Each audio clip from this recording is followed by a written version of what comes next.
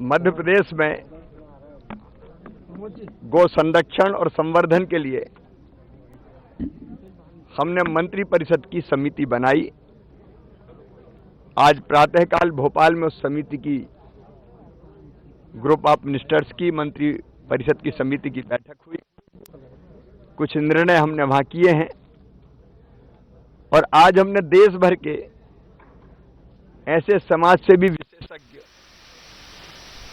जो गो सेवा का काम कर रहे हैं और आर्थिक रूप से भी कैसे गाय स्वावलंबी बना सकती इस दिशा में जिन्होंने बड़ा काम किया है, ऐसे महानुभाव भी आज निमंत्रित किए थे, उनके साथ भी चर्चा हुई है। एक बार विस्तार से वर्चुअल वीडियो कॉन्फ्रेंसिंग के माध्यम से फिर उनसे चर्चा करेंगे। लेकिन सवेरे हमने तय किया था कि मध्य प्रदेश में अभी लगभग 7 से लेकर 8 लाख के बीच ऐसा गोवंश है जो बाहर घूम रहा है। उसको हमको गौशालाओं के अंतर्गत लाने का प्रयास फेजेज में करना है, एक साथ नहीं हो सकता, और इसलिए नई गौशालाएं बनाएंगे। हम अभी लगभग 2000 और नई गौशालाएं अलग अलग स्थानों पर जहां जमीन उपलब्ध होगी वहां बनाने का एक अभियान प्रारंभ करेंगे। 2000 भी फेजेज में बनेगी, जहां जमीन मिल जाएगी वहां हम निर्माण का काम प्रारंभ करेंगे। और वो सब गौशाला सरकार नहीं चलाएगी, सरकार इंफ्रास्ट्रक्चर बनाएगी।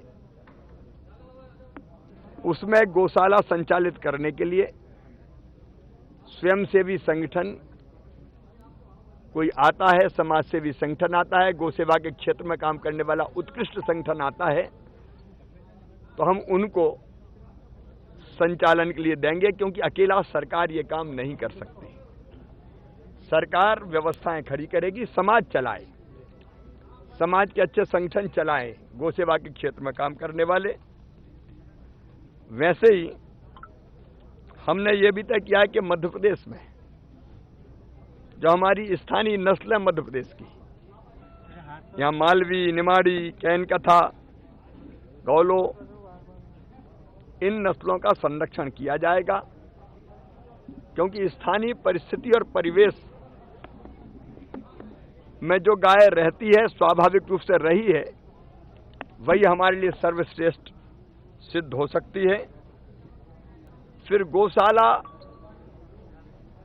आर्थिक रूप से स्वयं भी आत्मनिर्भर हो और मध्य प्रदेश को भी आत्मनिर्भर बनाए, बनाने में सहयोग करे, इसके लिए भी काम करना जरूरी है। और इसलिए गाय का दूध हमने तय किया है कि जो अति कुपोषित बच्चे हैं उनको अंडे के स्थान पर दूध देने का अभियान हम चलाएंगे। फिर गोबर से खाद बनती है, केमिकल फर्टिलाइजर जो लोगों की सेहत बिगाड़ रहा है, विषाक्त कर रहा है अन्न को, तो जैविक खाद का निर्माण, गौमूत्र से कीटनाशक बनते हैं, कीटनाशकों का निर्माण जो धरती का स्वास्थ्य सुधारे और धरती मां की सेवा भी करे और धरती की उर्वरकता जो समाप्त होती जा रही है उसको नए सिरे से फिर से उर्वर बनाए, उसका अभियान प्रारंभ करेंगे। फिर गो कास्ट हमने यहां भी देखा, पर्यावरण बचाने में भी गौ माता का अतुलनीय योगदान हो सकता है। लकड़ी नहीं जलाएंगे, गो कास्ट जलाएंगे, और गो कास्ट का उपयोग लकड़ी के स्थान पर बहुत आनंद के साथ हो सकता है, और साइंटिफिकली भी यह सिद्ध हुआ है कि वो ज्यादा उपयोगी है। वन बचेंगे, गो कास्ट बिकेगा तो गौशालाओं की आय बढ़ेगी। अंतिम संस्कार के लिए भी गो कास्ट का उपयोग किया जाएगा। हम ये प्रयास करेंगे, लकड़ी क्यों जलाएं, होली भी अगर जलाना तो गो कास्ट की होली जले, मतलब गोबर के जो कंडे बनते हैं उनसे होली जले, तो गौशालाएं भी चले, गोबर भी बिके, आय भी बढ़े और पर्यावरण भी बचे, हमारे जंगल भी बचे, एक नहीं, ऐसे अनेकों प्रकल्प हो सकते हैं। गो और मूत्र से औषधियां, कीटनाशक, पंचगव्य से दवाइयां, उसका एक अभियान चलाया जाएगा। और यहीं सालरिया में इन सब चीजों पर रिसर्च करने के लिए एक गो विज्ञान केंद्र बनाया जाएगा। नानाजी देशमुख जो हमारी यूनिवर्सिटी है उसके सहयोग से यहां भी सालरिया में इसको